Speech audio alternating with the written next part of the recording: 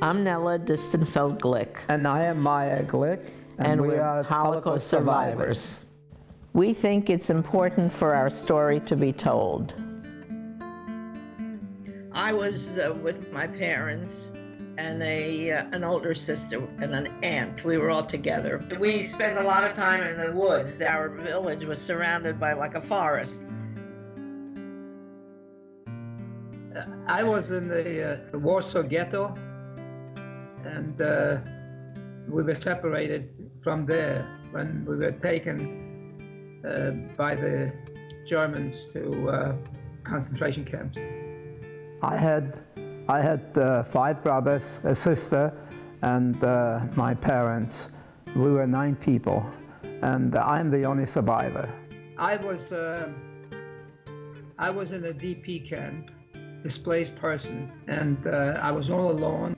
I got a call from Philadelphia, which my uncle lived there.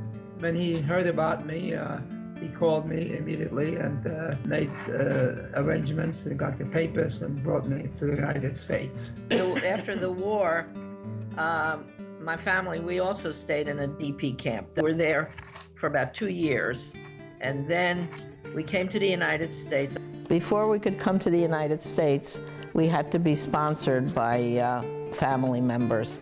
And we did have 3 family members that sponsored us because they wanted to make sure that the people that came here weren't going to be a burden on the country, that they would be able to support themselves. So my dad had a job waiting for him, and we also had a place to live, which we did with our cousins until we were able to get some money and go on our own.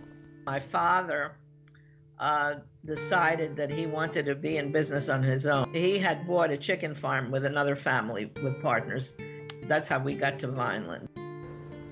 When I arrived in Auschwitz, we were greeted by people who were tattooing our arms. It reminds me every time when I see it or have occasion to talk about it, it reminds me the terrible times that I lived through. I was approached by people who wanted us to talk so people know about it, and I couldn't do it. So it took about, I believe, 8 or 9 years before I started talking about it.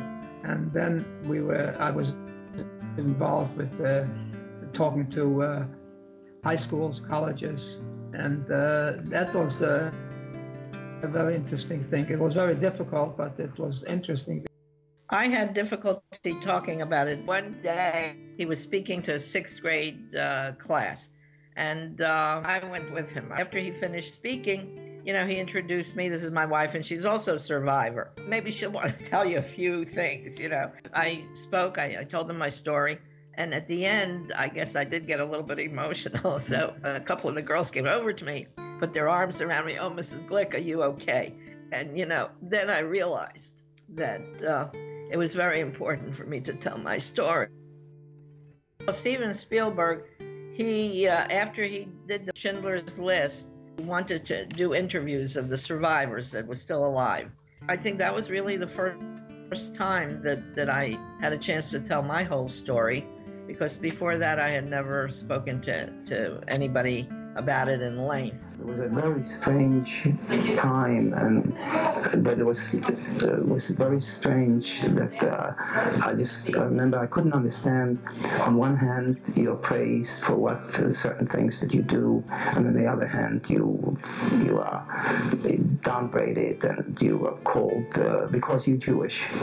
I would just like to say that I think that we live in the most wonderful country in the world, the United States, where we have the freedoms to worship as we please and to attend school. And we really appreciate that more than anyone, because we didn't have those freedoms. So I think that we'd like to make people aware that to do appreciate everything they have here, and try to be good to each other, and because this is where the hatred is what starts all these battles among people, and we hope that something good will come out of this.